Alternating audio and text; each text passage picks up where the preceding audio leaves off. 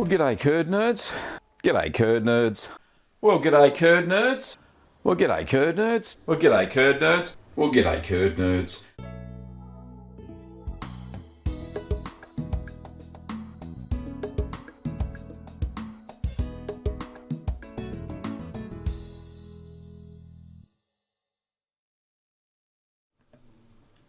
Well, g'day curd nerds and welcome to another episode of Ask the Cheeseman. Just check if the sound's working. Yes, all good.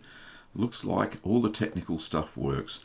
Anyway, fabulous to see so many of you here today. I'm really pleased that so many people in the chat are actually talking to themselves, which is fantastic. Absolutely amazing. A few shout outs today. We've got a new YouTube member, Mark Cook. Thank you, Mark, for becoming a member and supporting the show financially. Also, we've got some new patrons. Catherine, thank you, Catherine, and Charlie Barry. Thank you, Charlie, for your patronage. And thanks to all the other YouTube members and patrons that are watching the show and who support the show financially. We've got Kim as the moderator today. She's in the other room moderating, and that's absolutely fantastic. And just an update on Kim, she's doing well. We're getting through the post-chemo side effects. She's starting to heal up a little bit. Some weird things going on, but nothing that is not unforeseen, but that's okay. But she says hello to everybody, as I think she's in the chat already, which is great. Now, the video that I'm still not struggling to make, but it's nearly finished. I did the recipe titles last night, and that's the marinated or Persian feta. And I put the music on the track, and today I'm going to do the voiceover and get it up for all the early birds, so all the early access for all the YouTube members and patrons, and that'll be released my time sometime tomorrow morning. It's a public holiday here in most states in Australia for the Queen's birthday. Yes, we still have the Queen as our head of government here in Australia. Anyway, so that one will be up, and I'm starting work, continuing work on the Many Ways with Whey video, which I know for one that Ruth, who's in the chat, has been waiting for a long time. Anyway, so that's good. Also some news on the studio that we're getting built in our backyard. I don't have any pictures per se, but I'm doing a time-lapse video, which, you know, from the bare ground all the way up to the finished structure. The plasterers have been in, and they've done all the what's it called? Plasterboard, or what's it called? Gyprock, or in some places I think it's called rock wall or something like that. Anyway, it's just plaster between two bits of cardboard. And that makes the walls, and the electricians are finished as well. Plus, we've got data in there, which is one of the most important things we need in that studio, as well as some storage area, which is looking good. So there'll be a video featured on that. I'm not sure whether to put it on this channel. I suppose it is. It's part of our YouTube environment. We're going to be filming out there as well for Little Green Workshops. And now that I've got my new Sous vide, this is not sponsored, I had bought this myself. I've got a new Sous vide, and we're going to be trying that out soon in an upcoming video to see how precise it is at its temperature control, and we'll go from there. Okay, that's about all the announcements there are, which is fantastic. Okay, let's say a few hellos or g'days as we do here. G'day to Jim, lovely to see you, mate. Very early this morning. Ruth, g'day Ruth. I think I mentioned you already. Nicola, and we got some photos from Nicola in the gallery today as well. Lots of lovely cheeses. Belgian Swede, g'day mate. I'll get you a question in a sec. Patricia, g'day, all the way from Halifax in Nova Scotia. It's probably just as cold there as it is here.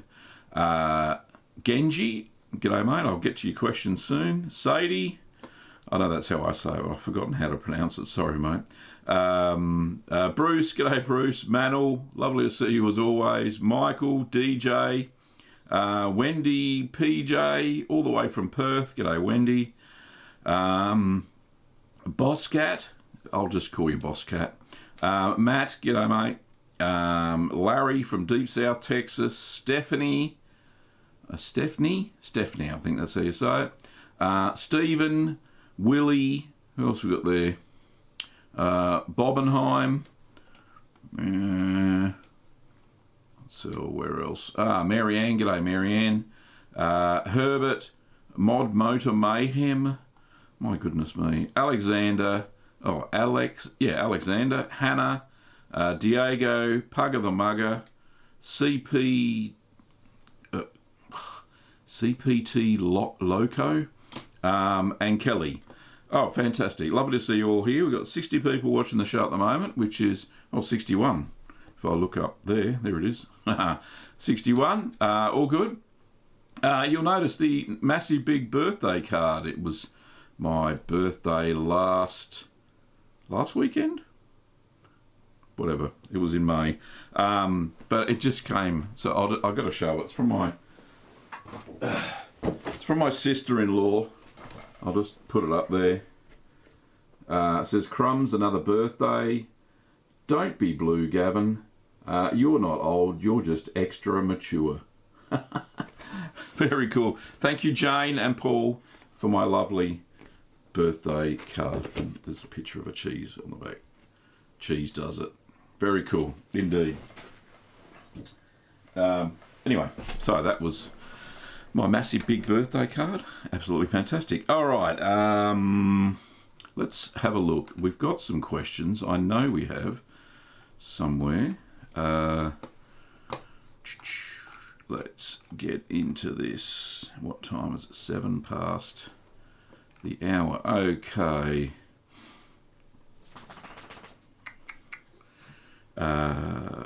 Right, Belgian Swede's got the first question. Okay, good day, Gavin, or Gav. I was making a Jarlsberg, and when I was washing the curds, the temperature rose too hot too fast. What's more important? And wash encouraged the temperature of the water or the volume of the water? Right, so is the volume of the water during Jarlsberg, the curd wash, or is the temperature more important? I would absolutely say that the temperature is more important. I have got to that stage where the water was, whatever I said it was in the recipe. I think it started at 60 and the second wash was 40 something.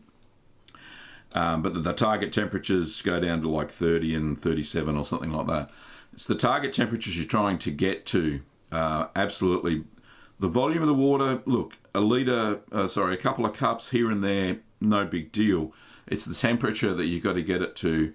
There'll be enough volume of water to bring down the overall acidity in the cheese, so that's no big deal. It's the temperature. You really don't want to stop the starter culture activity at that early stage in the cheese making process. So you want to make sure that the temperatures are fairly well spot on. So you've probably seen in some videos where I do wash curd cheeses, where I add some cold water to it afterwards, or a little bit of hot water after if the temperature's too low, cold water if it's too high, and that brings the overall temperature down to the new expected target temperature. That's the most important thing when you're doing a washed curd cheese like Jarlsberg or some of the Dutch style cheeses like Gouda and Edam. So I hope that answers your question, Belgian Sweat. I know you sent it in an email. I really haven't got to any of my email questions lately, whether you send them to the Little Green Cheese contact form or what have you. I really just haven't had any time. And that's unfortunate. I try to get to as many Facebook ones as I can. And definitely this show is the reason why I created this show, to answer people's questions. So I don't have to go trawling through. I'm getting about 20, at least 20 cheese making questions via email. I just can't get to them. I might get to one or two a day, in my downtime, but I just can't get to them all, unfortunately.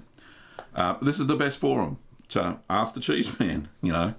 So there you go. Okay. Genji says, hi, 2 litres of milk, how many degrees to make pasteurised mozzarella? Is the cooking time when the stove milk is turned off on after reaching the temperature you told 30 minutes to hold rest time milk? Hopefully, I think you're talking about pasteurisation in general. Anyway, Kim, can you do me a favour, please, love, and put the link up to the video where I talk about home pasteurisation. I think it's called low temperature long hold. So just search the channel for pasteurisation, pop the link up for Genji, and that should hopefully work. All right, next question is from Patricia. Is Little Green Workshops able to ship internationally yet? We're still waiting confirmation from Australia Post, Patricia, because they're the ones that we ship internationally through. They're the ones we can get the cheapest prices for our customers.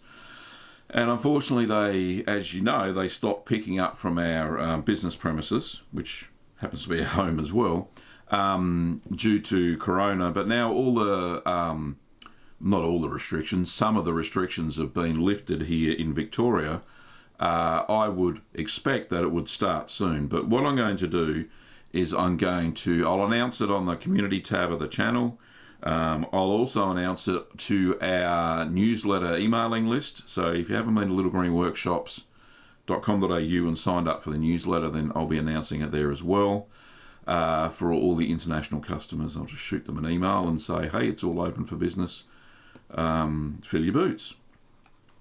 So yeah, thanks for asking that question, Patricia. Sadie says, hello from Istanbul. Hope Kim and you are doing well and safe. Yep, indeed we are. Thanks, mate. Bruce says, g'day all the curd nerds. Michael says, hello y'all. I went to check my timer whilst making tome de Savoie. Unbeknownst, the curds are streaming live. Unbeknownst. Didn't get it. But yeah, okay. So if you're making cheese while I'm streaming, is that what you mean? All right. DJ says, just made it in time. Pennsylvania, checking in again. Thanks for doing these. No problems at all. Now, Wendy, who's the next person in the chat, says, good morning all. And she is from Perth. So in Perth, it is... What time is it in Perth? It's 6:12. So you got up fairly early there, Wendy. Lovely to see you here, mate.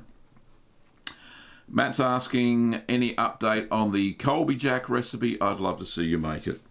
I would too. Colby Jack.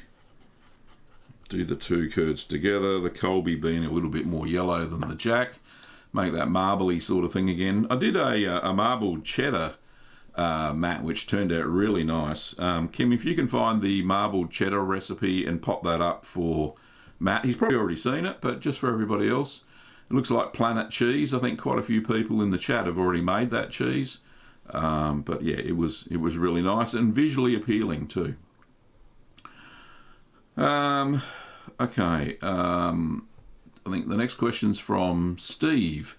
Steve says, good morning from Melbourne. Question about my Jarlsberg and Emmental not getting the classic bulging despite adding the Propionic Shamani. What should I do differently in the future? Not knowing what you did in the past makes it difficult for me to diagnose anything. So just some tips when you're making Jarlsberg or Emmental, those cheeses that have Propionic Shamani as the eye for eye formation to create the CO2 and to create that nutty flavour in the cheese, you need a warm period. Now, you probably did the warm period, but it's got to be fairly consistently warm for that bacteria to grow, release CO2, and release the enzymes that create that nutty flavour. So you really do need that. You should not vacuum pack those cheeses during the expansion period.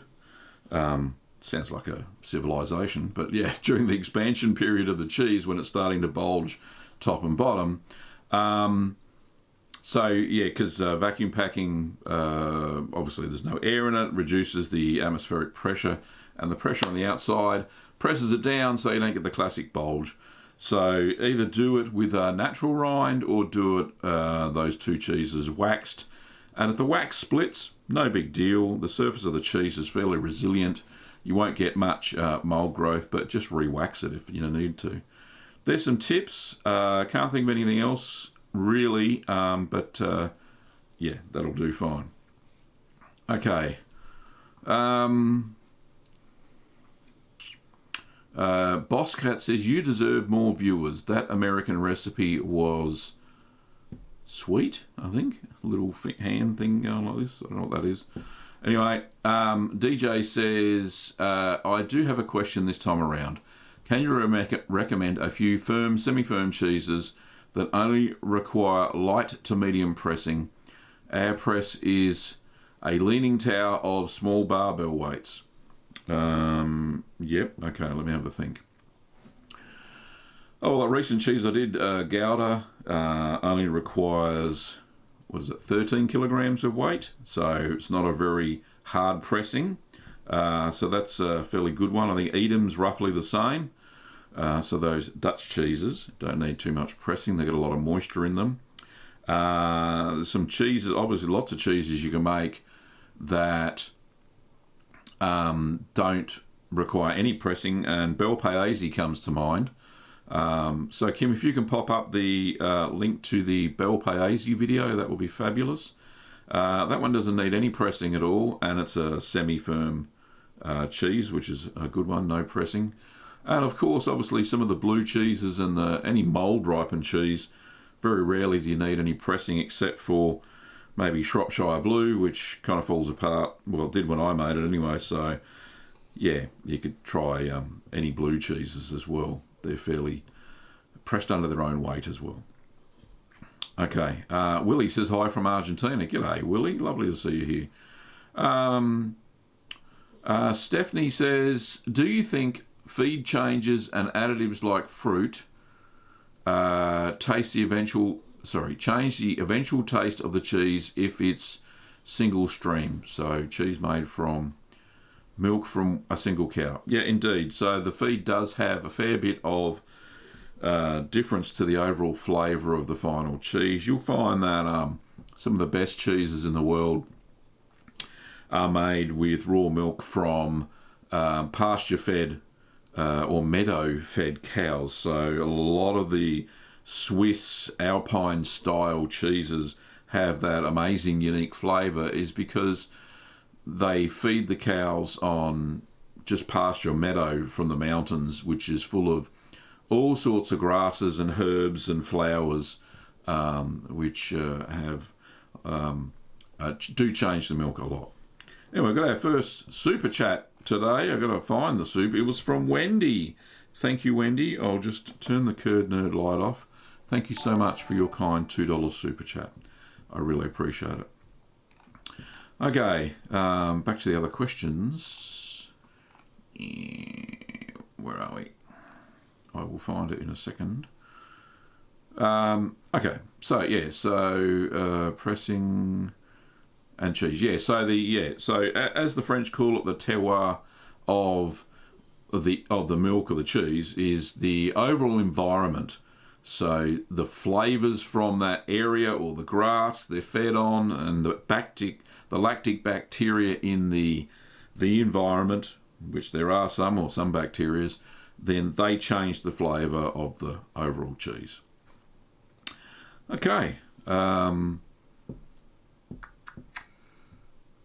Patricia says, hello to Holly the Cheese Hound. Let's see if this actually works. There we go. Holly. Wakey wakey, hands off Snakey. Holly. Hello. Say hello to everybody. No. All right. She doesn't want to. She's sleeping. So let's not wake her up early on a Sunday morning. But yes, Holly's there. Teddy's here as well, but he's sleeping in the bed. I need to set up a third camera, a third camera for Big Ted. But yeah, very cool. Herbert says drywall or sheetrock. Yes, yeah, that's I think what they call it in the US. Here it's called Gyprock, which is the company that make it, I think. It's weird. Anyway, Alexander says, hi. Hannah said, this is magnificent. Okay, lovely, thank you.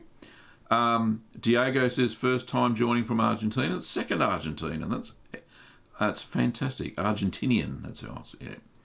Pugger the Mugger says, hi Gavin, I wanted to know what's your favourite type of cheese?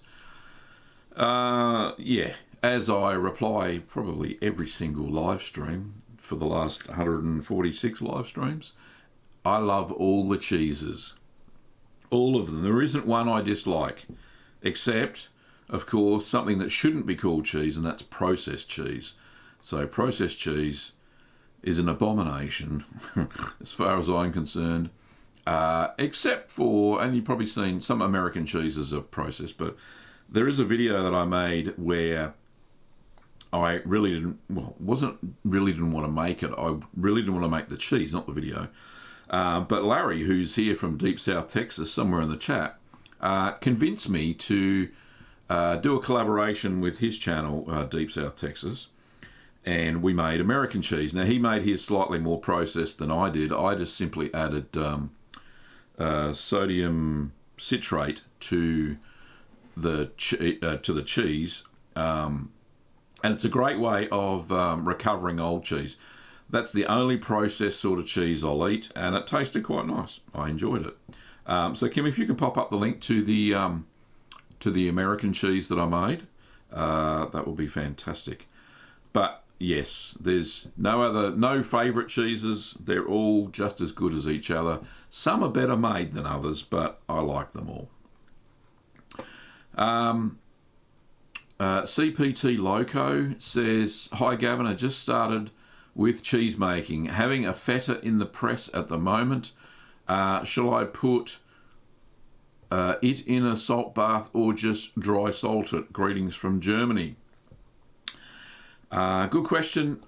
Mate, all the fetas that I make, I always brine them.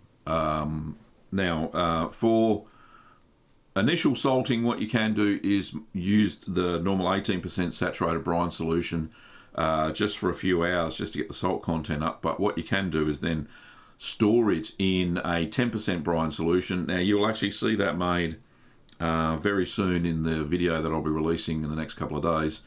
But yeah, brining is the best for feta. It's a moist cheese anyway. It's stored in brine, so brine it, don't dry salt it. If you dry salt it, the rind dries out too quickly and you don't get that lovely crumbly texture from the cheese. Lots of people, new people. Kelly La Dorado, I'll get this right. Alan, Mark from South Africa. Patton, Hannah, happy belated birthday. Thank you, Hannah. The General says, any chance of making a video on Reblochon? Yes, there's always a chance. But I've had that little list for years. I did try to make it once. Didn't work out as well as I wanted it to. And it's being a smelly cheese. We've had our smelly cheese for the last 6 months. And that was the Morbier, and that kind of stunk out the cheese fridge. Poor old cheese fridge is still recovering from the stink of that cheese. Anyway, lots of happy belated birthday. Thank you very much, everybody. Gavin, you're not old, just well cultured. Thanks, Alan. Appreciate it. La Dorada says, Gavin, how do I keep my cheese from getting too sharp? Easy, eat it earlier. Sharpness of cheese usually comes with age, especially in the cheddar styles, that's for sure. Or what could be happening is that you may be adding too much starter culture. Ease off on that, especially if you're using raw milk. If you're using raw milk for any of your recipes, then it's probably advisable to use half the amount of direct vat inoculated starter culture for your cheese, because there's already native lactic bacteria in the milk doing its thing, converting the lactose into lactic acid. So you introduce too much and there's going to be too much acid. Too much sharpness can also lead to some bitterness as well. But yeah, age it less and use less starter culture. Another super chat there. Fantastic. I'll just get that if I can kill it. There we go. That's from Chloe. Thank you, Chloe, for the £2 that you kindly donated there. Happy belated birthday, Gavin. Thank you so much, Chloe. Appreciate it. Okay, back to where I was. I think Kim's having a bit of a chitty chat with people there. No, where are we? Well cultured. Herbert says, I'm cooking skirt steak, so please bear with me. That's all right, Herbert. You go and cook your dinner. Chrissy says, good morning, Gavin and Kim from Frosty, Tasmania. Have you made Comté cheese? Do you have a recipe? No, I don't, unfortunately. Got another super chat from Ruth, $20 US. Thank you very much, Ruth. It says, no questions today. I sent them all to the podcast because so excited for them to go live soon. I ordered a new Curd Nerd mug. Oh, well done. That's the one. It's probably a little bit smaller than that. The new ones are small for a coffee guzzler. Yeah, they are a little bit. There are big cups. Hang on, I'll see if I can find them in Cafe Press. If I can find the link for my Cafe Press. Cafe Press merch. There we are. There's two designs of the cups. I'll just find the other one. The ones from Teespring are a little bit small, on the smaller side, normal coffee size, but yeah, you can only do large. Hang on, I'll put the link in the chat for everybody. Copy, and down here we're going to paste. So that's the big cup that I've got here. So it's a little bit larger than your average coffee cup. So you can get that from there. I only get a little bit of revenue from Cafe Press, but Teespring's a little bit better for the creator, if that makes sense. Okay. So Comté recipe. Oh, got another super chat. Hasn't gone off. So Treek Lab has super chatted. Where's the super chat gone? Why didn't it come up? Oh, it's a sticker, that's why. And the sticker says, how's it going? Thanks very much. I appreciate it. And the super stickers are pretty cool. I've only seen a couple of them lately. And there's another super chat. It's all going off. Jim, g'day Jim, how are you, mate? YouTube must not like me too much. This is my third attempt to send you this super chat. Thank you for persisting, Jim. Anyway, Gav, you are not old. You're just extra sharp. Thanks, mate. I appreciate it. All right. And thank you to Treacle B for your sticker as well, which is super cool. Now, let's find where I was. I'm all over the place today. But that's fun. That's part of the stream, isn't it? Yeah, Comté recipe. I don't have one online, unfortunately.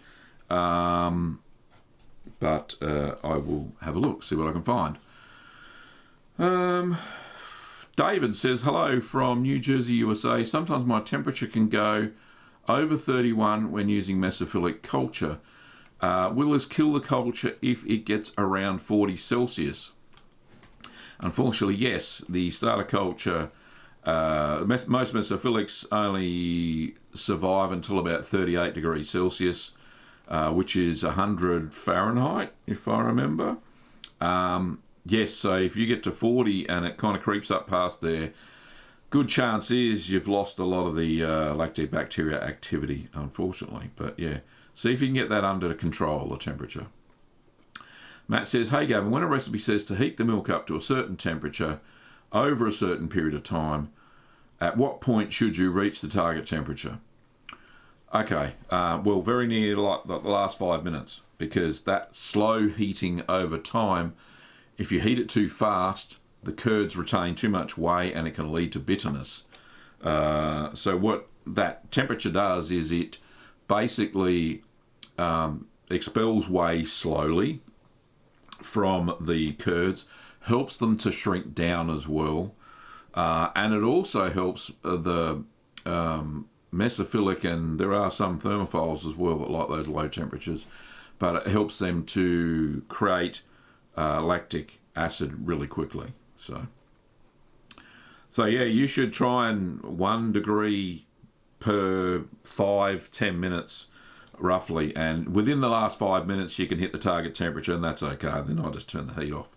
But yeah, I wouldn't go rapidly because it causes problems in the cheese. Okay, Atif says, hi, learning a lot from you. I'm from Pakistan. Good to know about so many varieties of cheese. Indeed. Tress says, do you prefer making smoked or unsmoked Gouda, cheddars, or other varieties? Not from lack of trying. I have a smoker, but I've never used it. I bought it for a video. I never got around to it. So now that it's cold, I'll probably get around to that. Smoked cheese. I do have it sitting in my cupboard down there below, down in that cupboard down there somewhere, down there. Little smoke thing, cold smoking, of course, not hot smoking or the cheese and melt.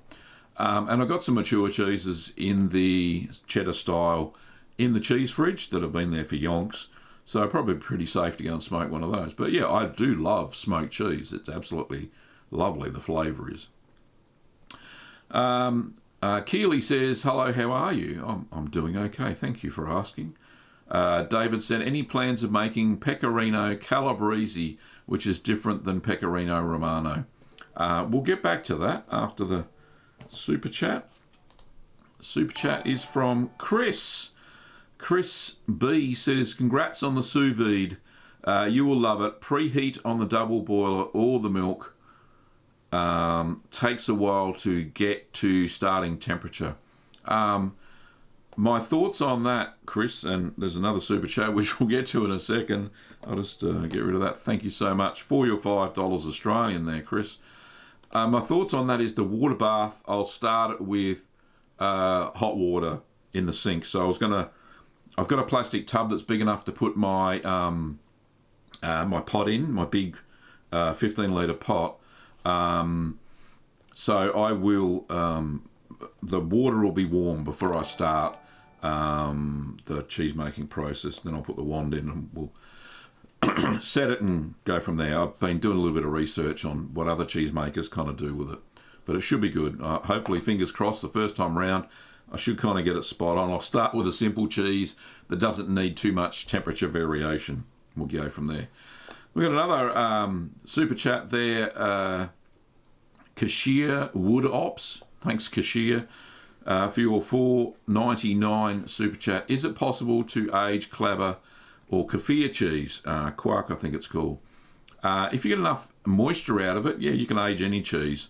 With quark or kefir cheese or Clabber, it's all the same kind of. It's a soft cheese that's lactic set, basically.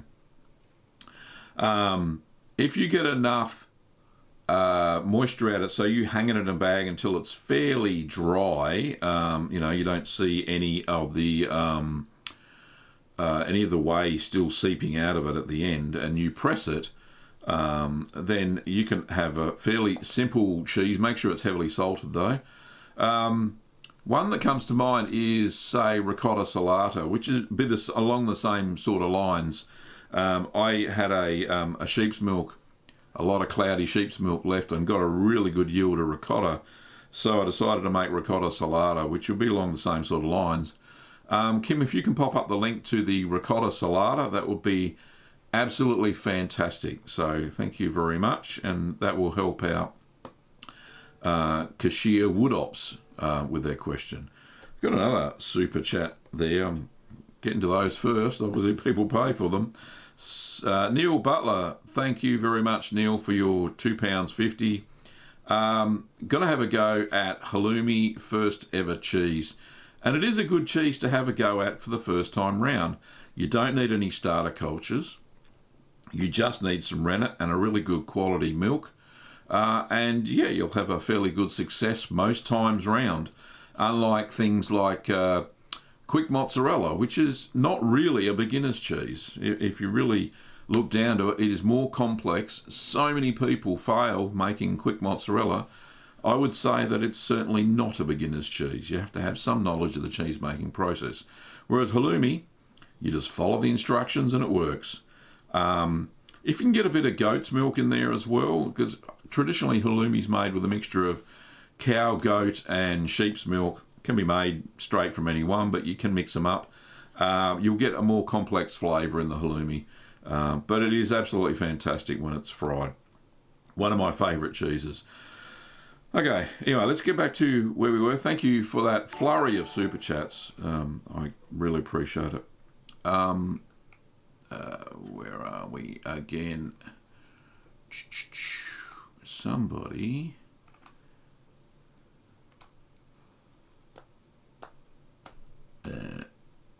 I'm close. Oh, right. So the difference between Pecorino Calabrese, which is different than Romano. I don't have any plans, but I'll write it down. Pecorino Calabrese. Still made with sheep's milk, which I still have trouble getting my hands on. The only time I did was when it was volunteered to me, because there aren't many sheep's milk dairies here in Australia. It's not a very popular thing, so it may be difficult. Kim's just announced that not too bad, she's got another surgery next week, which she does. She just wants to get over that over and done with and get back on her feet. Yes, so she has a surgery next week. So next weekend, unfortunately, I just have to announce this now. Next weekend there won't be a live stream because Kim will be recovering, and I'll be looking after her from her surgery. And hopefully, fingers crossed, that's the last one.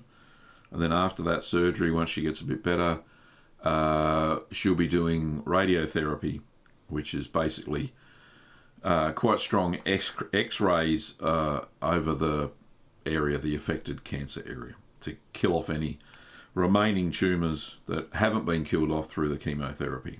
Anyway, thanks, Kim, for announcing that. Wendy says, I'm very new to cheese making and my kefili has not developed a rind and it's not smooth like yours, but it tastes like cheese. That's the goal. The rind is a direct result of the pressing. Maybe you didn't have enough weight on the pressing. With kefili, it really needs a good 50 pounds of pressure, or 22.5 kilograms of weight on it. That's really heavy. To get the rind to close properly, absolutely has to be smooth, or you'll get all sorts of infections and that sort of stuff. So hopefully that'll help you out, Wendy. PR Leather says, g'day from Germany. G'day, PR.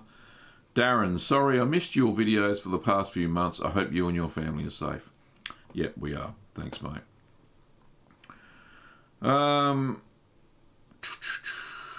Kuma Kamai says, g'day from California, making fromage blanc and sheep, goats, farmhouse cheddar whilst watching. Love your channel. Thank you, Kuma. Appreciate it, mate. And good luck on your cheese. Tam says, do you buy specific cultures for mould in cheese making for blue cheese or coated cheeses? I'm new at cheese making and just discovered your channel. Yes, indeed. So there are different strains of lactic bacteria for making different flavours of cheese. Kim, if you can put up the link to the video about starter cultures. I'm pretty sure I did a pretty comprehensive starter culture video on the types of cheese each starter culture or each types of strain are needed for. So Tam will get the gist on that one. Genji Pie, so I saw the video. It's not clear. Is the cooking milk 63? Is the stove turned off or on for 30 minutes? For 4 litres, how about 2 litres is the same? Yeah, the temperature's the same. This is for your quick mozzarella. I think I might redo that video I know it was really popular, but I can do better. Now, I just got to remember. Okay, so the initial target temperature, I think, for mozzarella was like 30 degrees Celsius. Then you add the rennet, and then you continue to heat it up to about 40 degrees Celsius. Is the stove turned on or off? Once you hit the target temperature, you can turn it off, but when you add your rennet, but you're still heating it up. So I will redo that video if it sounds like it's a little bit confusing. It probably is. It was one of the very early videos I made on the channel. I think it's gone on to do like 3 million views, but I can do better these days. So yeah, quick mozzarella sounds like something I can whip up pretty quick, if that makes sense. There is another quick mozzarella video actually. Kim, can you do a search for the lactose-free quick mozzarella that I made? It's got the same process and everything, same procedures during the cheese making process, and I think I'm a little bit better with the temperatures, or telling people what the temperatures are in that video. So just don't use lactose-free milk, just use normal milk. So Kim, if you can find the video link for the lactose-free milk quick mozzarella, that would be really good, and Genji can see how the process works. That's the one with Amy in it, if you're looking for the thumbnail. Okay, Amy's my daughter, by the way. Chloe says, sorry I'm late, curd nerds, but wouldn't miss this stream for the world. Thank you, Chloe. Diego says, I can only get ultra-pasteurised homogenised milk. Curds are not forming. I've only been able to make ricotta and cream cheese and also yogurt so far. I add calcium. Is it the milk or the rennet? It is definitely the milk. Ultra-pasteurised milk will not set a curd with rennet whatsoever. So stop trying right now. The only cheeses you're going to get are, as you said, cream cheese, yogurt and ricotta. You could make ricotta salata, which is, a pressed poor man's parmesan. But rennet will not set. It has been heat treated up to I think it's 173 degrees Celsius for, I think it's 5 seconds or something. And it's killed all of the proteins and calcium in the milk, and it'll never set a curd. So, yeah, stop trying with that milk. It's not the rennet at all. So, yeah, just to clear that up, if you go and, Kim, if you can put up the link, I know I'm pressing you today, honey. If you can put the link up to the video about what's the best milk for cheese making that you can, buy in the store, that will help Diego figure it out and give him some choices. I know they're Australian brands, but I talk about the different types of milk, what's good, what's bad, all that sort of stuff. Aga says, what to do when the wife prohibits cheese making? Aga, I feel for you, mate. I feel for you. But hopefully you'll have another go soon. Have a sneaky go in the garage or something. David says, made your double Gloucester and vacuum sealed it, but I like a cheese with a rind on it. Can I take it out of the plastic and leave it out? If so, how can I obtain the rind? Same with my Gouda. Okay, David, pretty good question. All you do is use a ripening box and make sure that you won't need too high a humidity in it, just enough to stop the cheese from cracking, of course. So probably about 70% humidity, so you may or may not leave a damp cloth in the bottom of the ripening box. Make sure it's got a rack so the cheese isn't sitting on the bottom of the box. And that's how you develop the natural rind in your cheese fridge. And it shouldn't get cross-contaminated with the other cheeses that are in there. So try that out. That's how I did it with my Gruyere, which is a natural rind. And there's another one called Piora, Alpine-style cheeses. Turned out very well indeed with natural rinds, and I just used a ripening box. Just make sure you keep the cheese clean, not too much mould build up on the outside. You inevitably will get mould when you try to make a natural rind cheese. But wiping it down, at first with a simple brine solution, but then when the rind dries out a little bit, you can just use a dry cloth and just wipe any moulds that try and form on it. They're all dry moulds anyway by that stage. So there you go, hopefully that works. Django says, hey Gavin, did you ever consider making tofu and aging it like you would cheese? No, I've never considered that, because it's not cheese. It's a soya curd, and it won't age like cheese. It just doesn't have the same enzymes within it. Boss Cat says, I've got to have a cheese expert tell me I'm not crazy. My grandma eats and keeps Swiss when it's green with mould inside and out. This cannot possibly be okay. Also does the same with Limburger. Yeah, well, green mould is, green blue mould is Penicillium roqueforti, which is the same in Roquefort cheese, or most blue cheeses actually. Your grandma is onto something there. She's probably made a blue Swiss cheese, or a green one. The green mould, it's the same as blue mould. And it will be fine. There's nothing wrong with it. She's not dead. She sounds pretty old. She's your grandma. Then she's doing something right. It'll add extra flavour to the cheese if you're into that blue cheese sort of flavour. I think it'd be good. Interesting. Constant Companion says, hi, I just wanted to ask, a long time ago I bought a marinated feta from New Zealand. It was really creamy. How do you get the texture? Greek tends to be kind of chalky. Watch out for the Persian feta video that I'm releasing in a couple of days' time, and you'll see the difference. Okay, what's the time? Oh, 1:45. We've got 15 minutes to go and so many unanswered questions. If you've got a burning question and you've got a fair idea that I'm not going to get to it, then the only way you're going to get it answered, during the show is via a super chat, unfortunately. I don't mean to plug them, but I'll never get to them.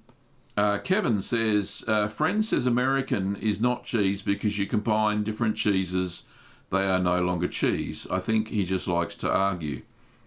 Yeah, I suppose. The American cheese that I made was made from my own homemade cheeses, so I tend to think that it was a cheese. It was just given an emulsifier and helped to break down some of those, break down some of the proteins so it melted readily. It's the only difference. Matisse says, I've been making feta but can't get a crumbly feta.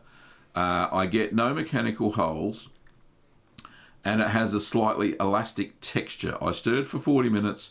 Curd size was relatively small and I pressed with 1.3 kilos.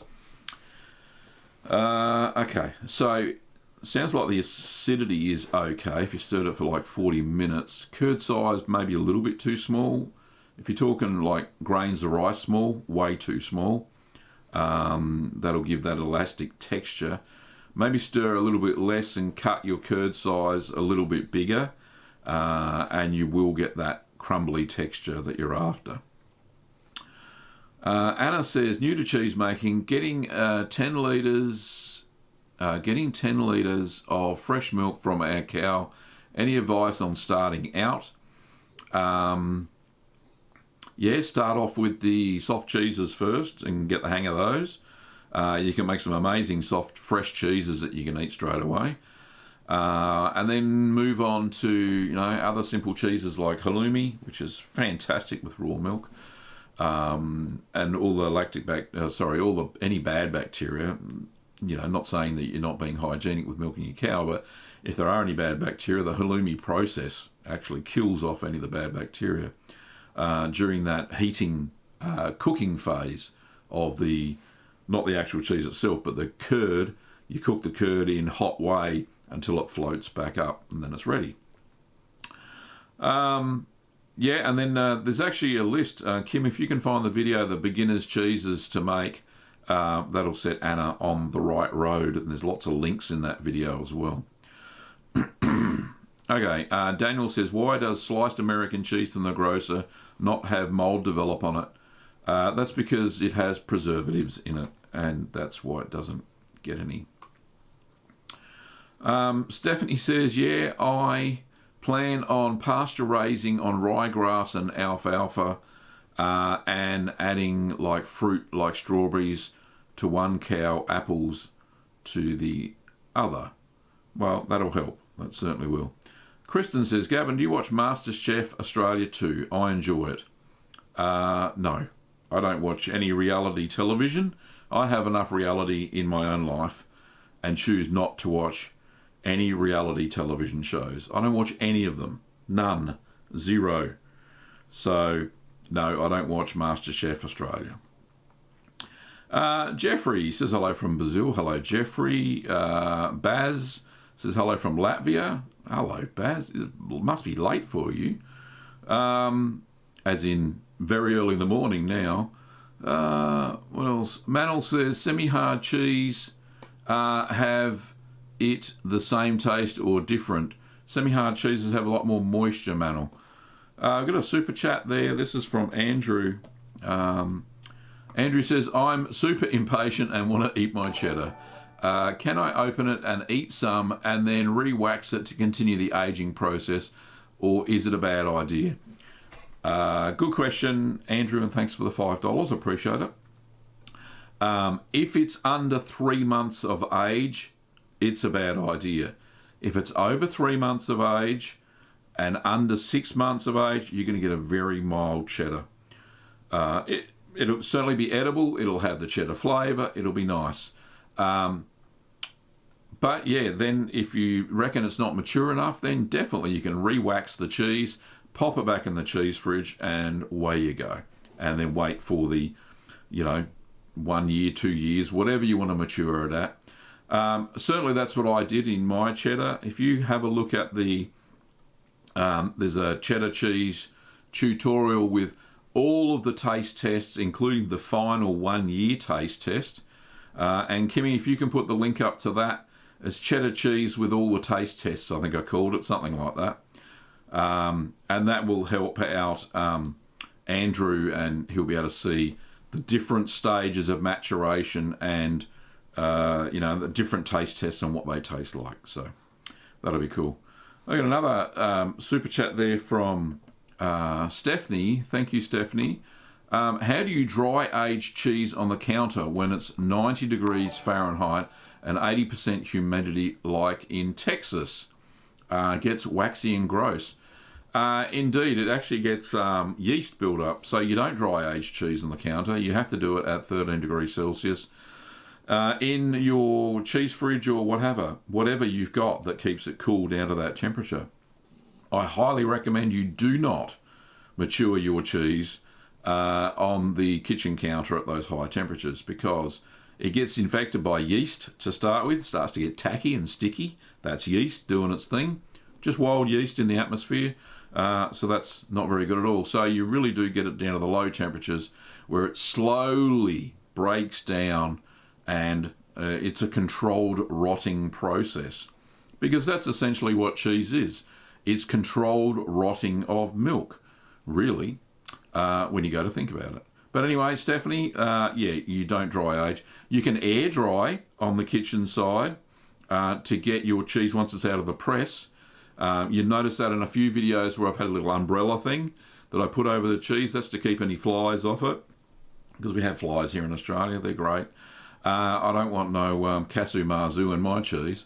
But I need to leave it out for a maximum of, say, 5 days until it's touch dry, and then I know I can wax or vacuum pack it without any whey seepage or any issues. So, yeah, hopefully that answers your question, Stephanie. Thank you.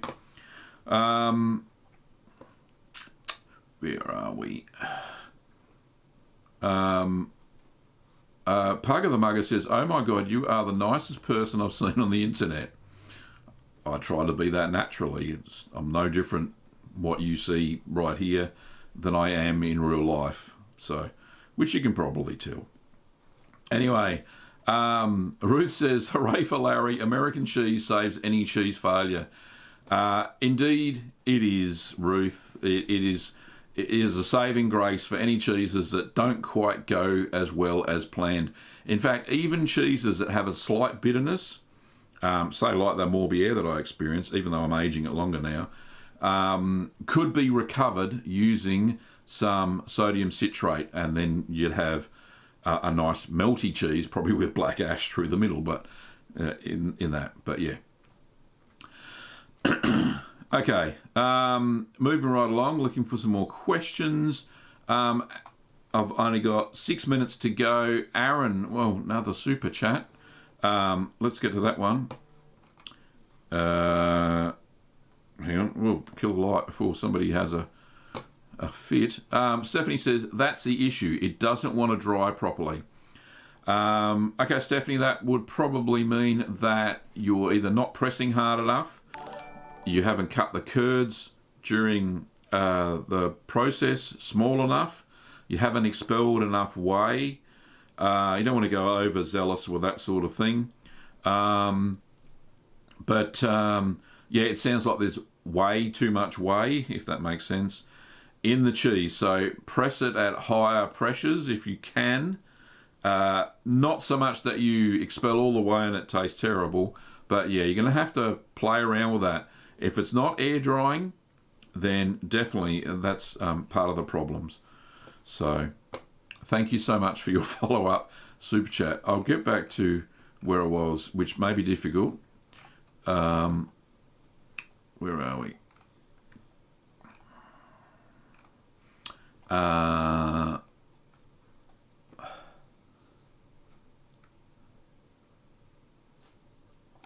Where is it? Where is it? Where is it? Oh, there we are. Right, I found my spot. Aaron says, I recently made my first cheese curds. I found they tasted more like cottage cheese than what I'm familiar with as cheese curds. Did I do something wrong? What? You haven't showed your picture gallery. What's that? Oh, I haven't showed my picture gallery. Aaron, just quickly answer this question. Thanks, Kim. She's popped in and said I didn't do my gallery, which I will do in the next few minutes. Cheese curds, what do you do? I can't tell. I haven't seen what you did. I don't know what you've done. And it's very hard to do it in a simple little question like this, unfortunately. Anyway, on with the gallery. Sorry, I will get this up and running. If we can do the thing. We got another super chat there from CJ Jake. Before we start the gallery, hey Gav, let me kill the light. Goodness me. Have you ever made something like cheese bread? No, I haven't, but I do have a recipe. If you go over to littlegreencheese.com and search for finished cheese bread, and then you'll find the recipe. There is a recipe there at littlegreencheese.com, which is down there. Anyway, back to the gallery. Sorry about this. This is Frank's Gouda that he's made. Frank's from the Netherlands, and that looks very cool indeed. Let's see if I can... All right, why can't I see the rest of the photos? Oh, there we are. There's a little arrow. There's a little arrow. And these ones were sent in by Nicola. So Nicola, I think, is in the chat as well. This is wine-infused cheese that he's made. I love the little stamp that he's got there as well. In his cheese. Hopefully that didn't create too many issues during the maturation process.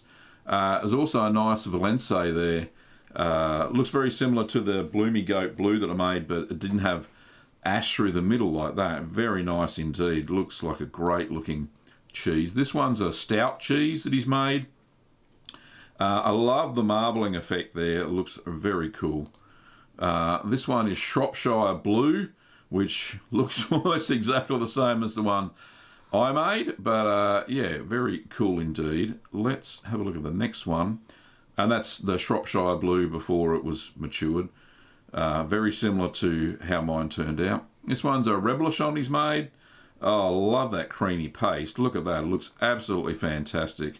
It is... I love the... I don't know if you can see the pointer, but yeah, I love the way it's got a little bit of chalky paste in the middle, but that looks absolutely spot on, Nicola. That's excellent. There's a nice petite blue and a lovely heart-shaped little mould. I actually do have some of those, but they're a lot smaller than that, but it looks really good. And you've got another Guinness cheese there. It looks like you got some, I don't know, what do they look like? Black mustard seeds by the looks of it. That looks absolutely delicious. And you've got some Gayost I can't pronounce it, but yeah, Norwegian brown cheese made from boiled down whey. There's a video about that on the channel as well. You got a croton or croton. Can't remember how to pronounce it, but that looks absolutely fantastic. It's a washed rind cheese. What's this one? Chili kafili. I love that name. So good. So there's a chili kafili style and a camembert, and that looks absolutely delicious as well.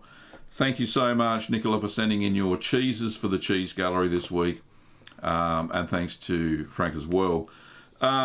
Absolutely fantastic. Now, we're at 9 o'clock, so we're going to wrap up the show now. Thank you, everybody, for your super chats as well, to ask questions. Sorry I couldn't get to everybody's question, but that's how it works, unfortunately. But Nicola is doing some amazing cheeses there. They look absolutely fantastic. Anyway, Kim's given me the wind-up for the end of the show, so... thanks very much, and if you want to visit our store, we should be able to start international shipping soon. I will announce it when we turn it on. Again, I've got it turned off at the moment, but things are starting to get back to normal, whether that's good or bad. But yeah, it's quite amazing that we've had all this stuff going on in 2020. It's just crazy. Then you pop out to littlegreenworkshops.com.au. Also, if you want to support the show, you can hit the join button down below, YouTube members, or go to Patreon. There's a link there.